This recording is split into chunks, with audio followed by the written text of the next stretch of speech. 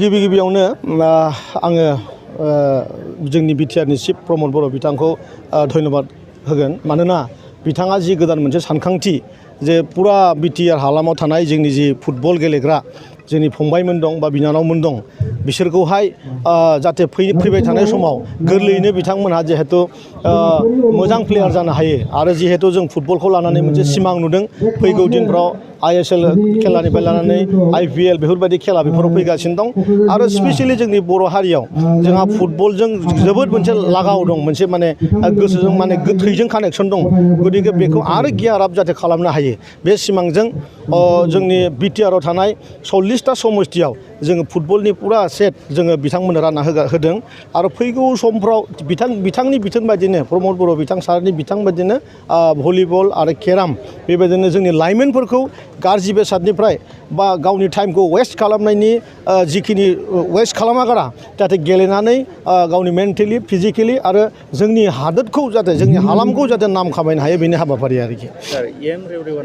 आङो बिथां रेवरेवा आदाखौ आं जोबोद साबायखर होगोन बिथाङा जोबोद गिदिर बिखा बिथाङा देखायदों आरो नंगौ बिथाङा जोंनि बिराद सिनियर आंनि अनथावथाव आंनि आदा बियो आरो जोंनि गासिनिबो आदा गतिके आदाया जोंखौ बेबायदिनो दैदेननानै लांगोन उननि समाव जों मिजिं खालामदों आंल' नङा जों बिटिआरआव थानाय जेसेबां बुरजा जोंनि दोलोआनो जा बा जोङो EMफोर जा MCLफोर जा बिथांखौ हाजार जों धन्यबाद होदों आरोखि जोङो गिबियाव दानि सरकार एबा जोंनि UPPL आरो BJPजों दैदेननाय मानव गेदेर प्रमद सारनि दैदेननाय सरकार बे सरकारखौ जोङो धन्यबाद होग्रोनांगोन खारन गोबाव समनि गेजेराव जोंनि लाइमोनफ्रा जोङो नाहरोब्ला 10 बोसोर एबा 12 बोसोर सिगां ओरैबायदि मोनसे परिबेसाव माने गोदानानै थाबायमोन खालि लोंनाय जानाय माने गारि घोड़ाजों गिदिंनाय दा नैबे जेब्लानिफ्राय 2020आव मोनसे गोजोन सुक्ति एबा मोनसे पिस एकर्ड जानानै फैदोंमोन दा बिनि उनावनो बिटिआर सरकारखौ मानव गेदेर प्रमद सार दैदेनदों दा बिथांनि दैदेननाय टेनियरनिफ्रायनो जों नुनो मोनदों बिभिन्न मोनसे जोंनि लाइमोनफोरखौ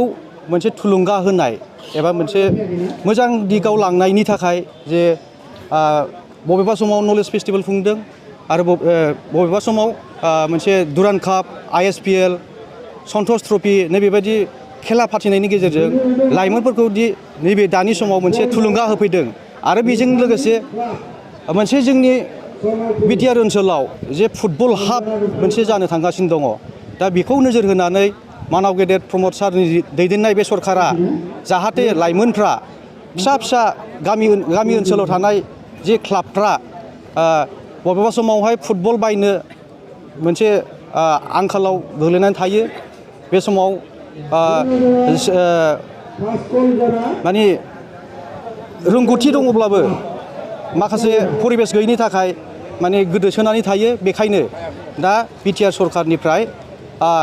गासैखौबो बिथिंखौ नोजोर होनानै दिनै मानव गेदेर प्रमद सारनि दैदेननाय सरकारा फिसा क्लाबफोरनो थुलुंगा महरै थुलुंगाखांनाय नैबे माबाखौ लानानै मोनफ्रोमबो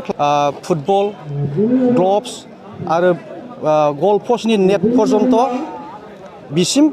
नैबे दिनैनि नैबे हाबाफारियाव जों गथायनो मोननानै जों गोजोननाय मोनदों।